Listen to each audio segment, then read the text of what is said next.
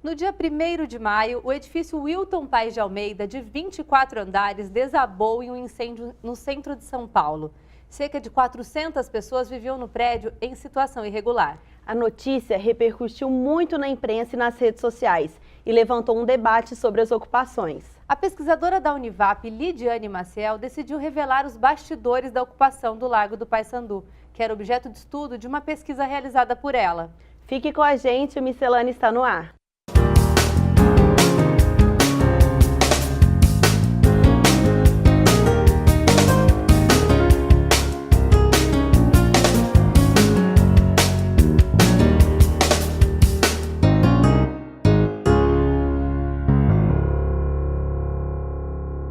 A professora Lidiane é especialista em migrações e estuda a relação entre estrangeiros e brasileiros moradores de ocupações. Professora, muito obrigada pela sua presença aqui no nosso programa. Eu que agradeço. Muito bem-vinda. Os últimos dias estão bastante corridos, né, para você. Sim. A professora fez um post nas redes sociais relatando, né, alguns detalhes lá da ocupação do Largo do Paissandu, que é objeto de pesquisa, né? Uma pesquisa que está aí iniciando e acabou que esse post repercutiu muito. E hoje ela vai dividir um pouco com a gente dessas histórias e desse cenário que ela conheceu de perto lá. Sim. Professora, por que você escolheu essa ocupação para iniciar a sua pesquisa?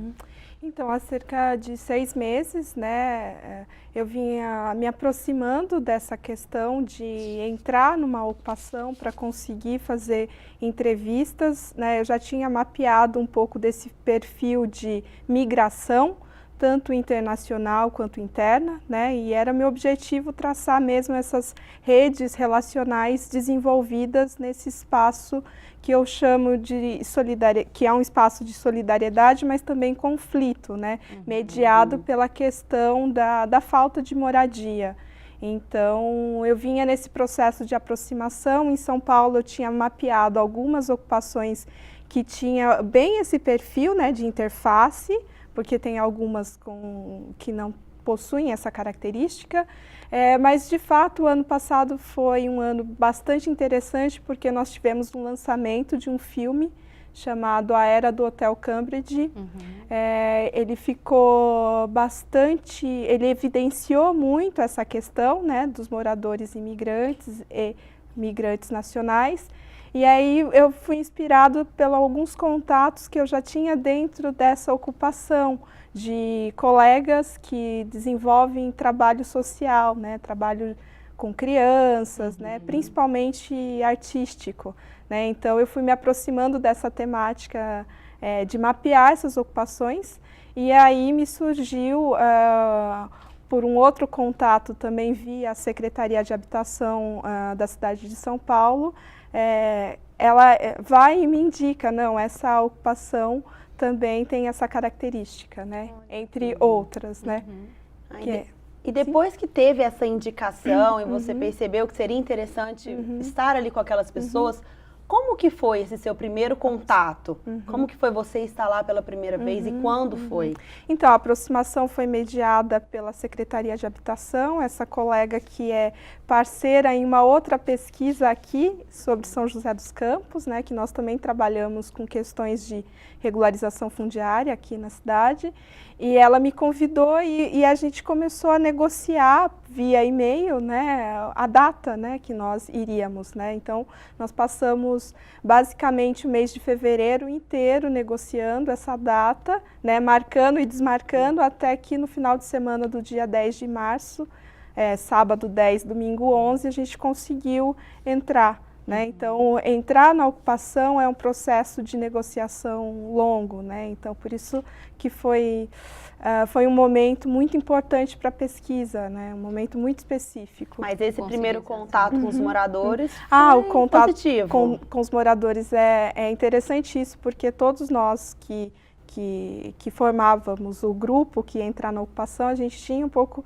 desse receio por ser uma área que possivelmente seria desocupada, né? Então, os moradores poderiam se mostrar bem ali tensos, né? Mas, na verdade, a gente foi recebido com muitos agrados, na verdade, né? No sentido de que entre aqui, eu quero te mostrar. Eles estavam abertos a mostrarem um pouco da vida deles lá dentro. Talvez né? uma esperança de ajuda.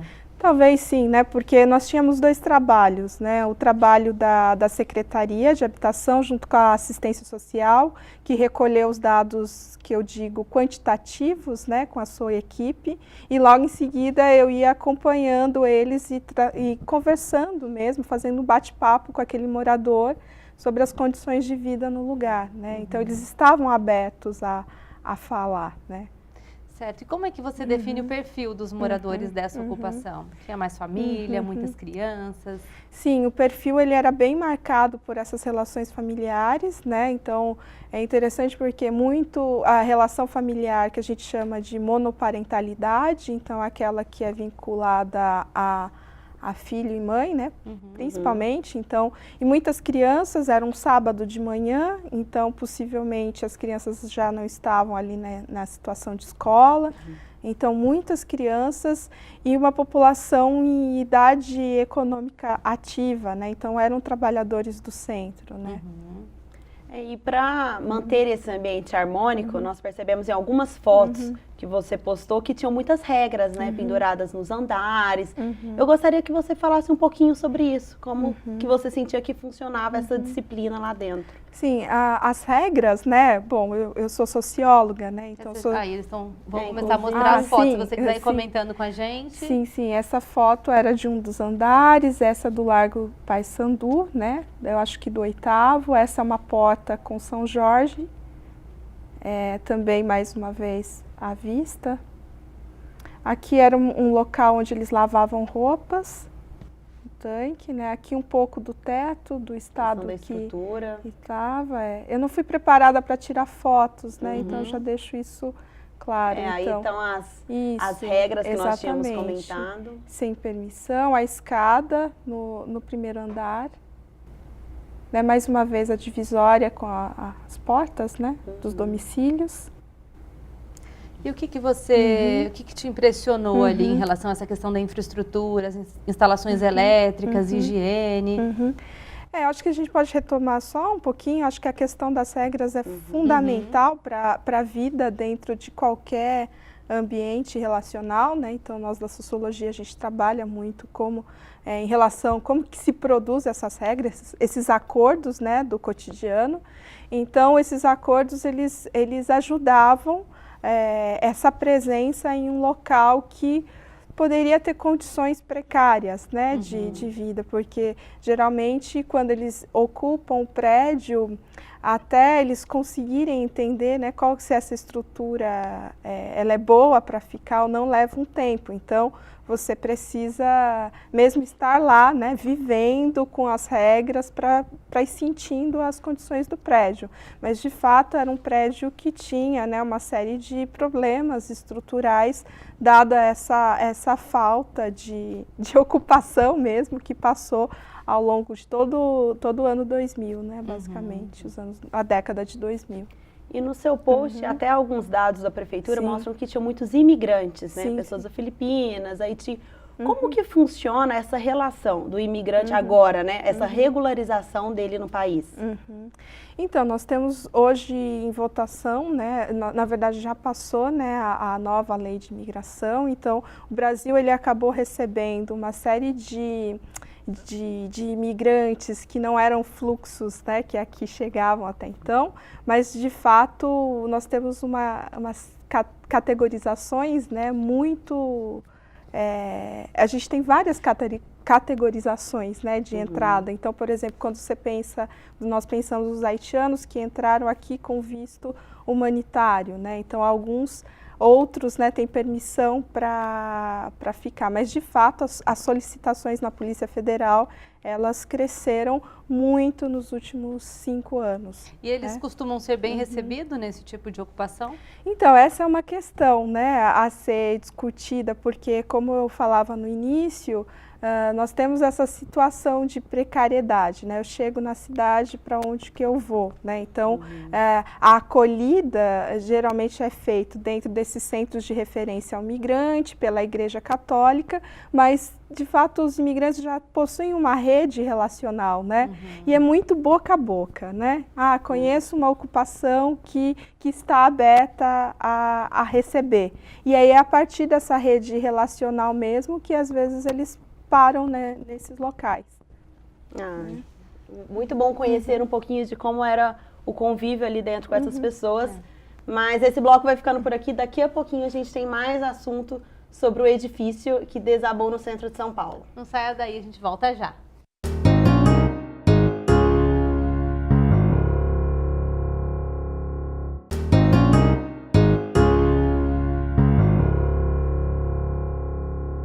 Estamos de volta com o Miscelânea, que hoje recebe a professora Lidiane, que é especialista em migrações e estuda a relação entre estrangeiros e brasileiros moradores de ocupações. A gente estava falando no bloco anterior, ela iniciou a pesquisa dela na ocupação do Largo do Paissandu, que foi onde aconteceu essa tragédia aí no dia 1º de maio, né? Lidiane, muito já se sabia da questão da estrutura, tanto que algumas fotos só dá para perceber essa falta de estrutura, né? E tanto que muitos especialistas falaram que era uma tragédia anunciada. Você percebia que os moradores de lá, eles já tinham essa consciência de que tinha uma validade para se estar ali no prédio? Olha, eu acho que quando nós entramos, né, de fato já havia uma aceitação de que eles teriam que negociar a saída, né? Então, se eles já estavam ali dispostos a negociar, é porque eles conheciam um pouco dos riscos, né, de estar no prédio naquelas condições, né? Então, e eles relatavam, né, principalmente a questão vinculada à água, à eletricidade e aqueles materiais que iam, materiais de prédio abandonado que iam ficando, né? Então, como que era essa relação da água e da energia? Eles tinham acesso? Então, a ocupação, ela foi feita até o 12º andar, né? O próprio movimento já tinha consciência de que não deveria subir mais, né? Porque as condições dos outros andares, elas já estavam bem deterioradas.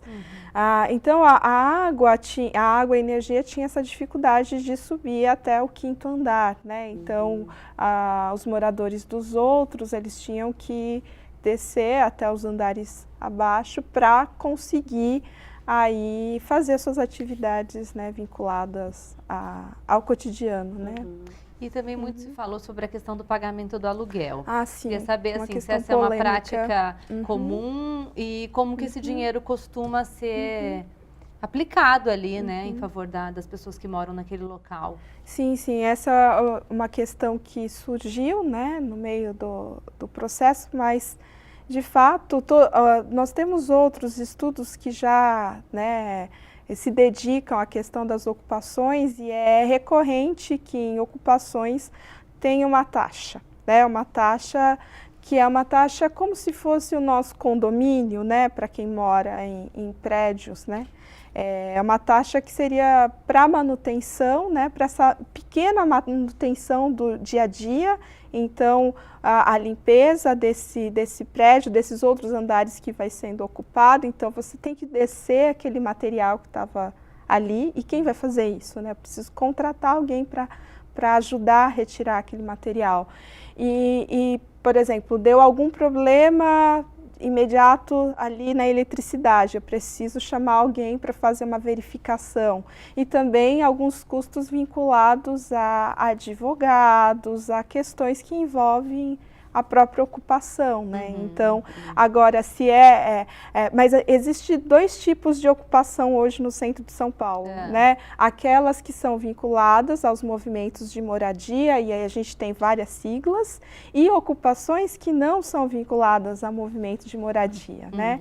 E essas ocupações que não são vinculadas ao movimento, você tem sim algo que a gente chamaria de aluguel, mas é uma apropriação ali daquela propriedade e a mercadorização dela por grupos, e aí nós não conseguimos saber quem são, se são facções criminosas ou enfim, né? Mas de fato ela era gerida pelo um movimento e aí que cobrava, né, que exigia essa taxa. Esse para... valor foi falado pelos moradores? Então, daí hoje eu estava acompanhando as notícias, então o que eu vou falar para vocês foi o que também saiu, porque no momento que eu estive com eles e até na terça-feira, eles falavam da taxa, mas nunca citaram o valor para mim, né? Então, hoje apareceu que variava de 200 a 400 reais, né? Então, isso ainda está sendo apurado. Sim. Então, só eu acho média, que né? mais para frente a gente vai ter mais informações em relação a essa taxa, né?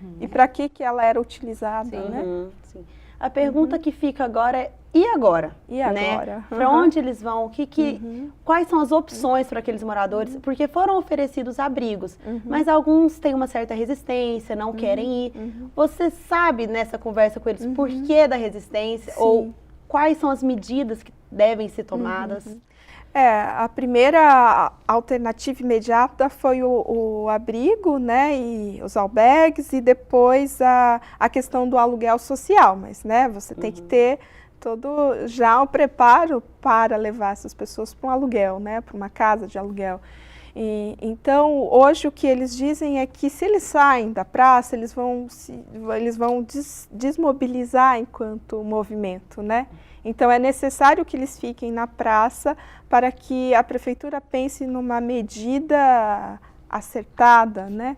E não essa que disperse eles e aí... Acredito que em conjunto pode ser mais forte. Sim, a pressão é mais forte, né? Então, o que se escuta lá hoje é isso. E acabou que isso tudo entrou em evidência, né, por conta dessa tragédia, mas não é um fato isolado, né, a ocupação, a prefeitura divulgou aí depois de toda essa situação, que existem mais de 70 prédios ocupados irregularmente. Então, assim, qual que é a sua visão sobre esse cenário? Como que a sociedade deve enxergar essa situação? Eu acho que é um problema político, né? Nós vivemos um problema político e econômico em relação à moradia, né? Uma especulação imobiliária, ou seja, uma capitalização do solo cada vez maior, né?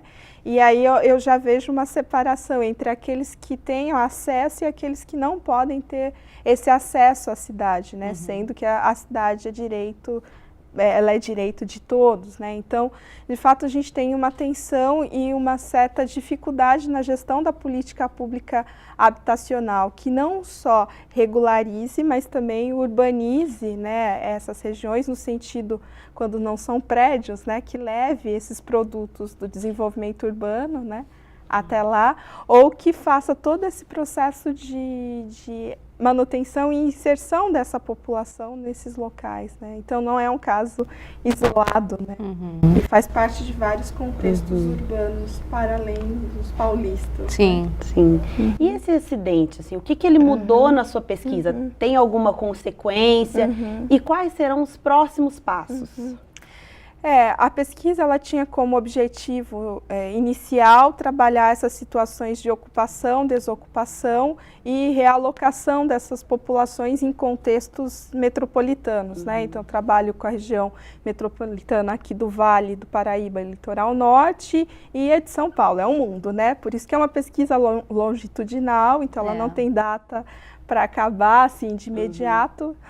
Espero que uma hora a gente consiga resolver todas essas tensões e a pesquisa não existir, mas de fato acelerou, né, esse processo, porque eu tinha acompanhado, né, eu queria avançar um pouco nessas histórias lá dentro da ocupação e no momento que eles fossem retirados, mas eu não imaginava que o momento seria tão dramático e tão rápido, né?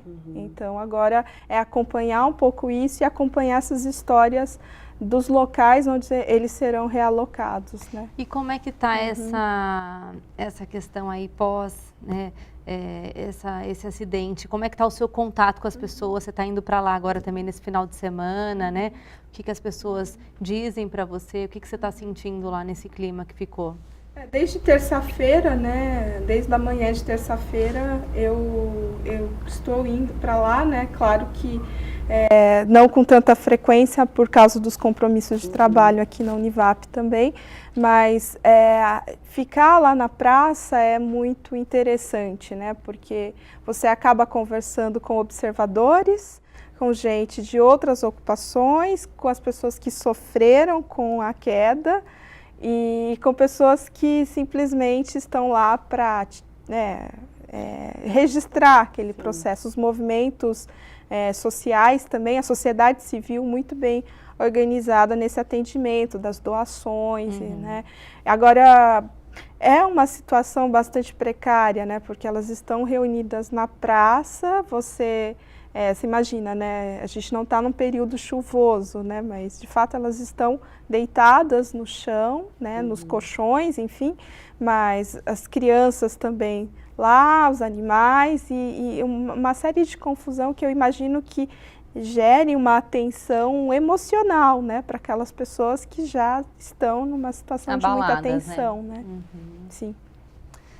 Tá certo, A esperança é que agora as famílias se realoquem, né, encontrem lugares para ficar. Ainda faltam pessoas para serem encontradas, mas que essa história seja descrita da melhor forma possível do que tudo de que já aconteceu. O papo foi muito bom, mas o Miscelânea vai ficando por aqui. Obrigada, professora. Eu que agradeço, espero ter colaborado. Muito obrigada.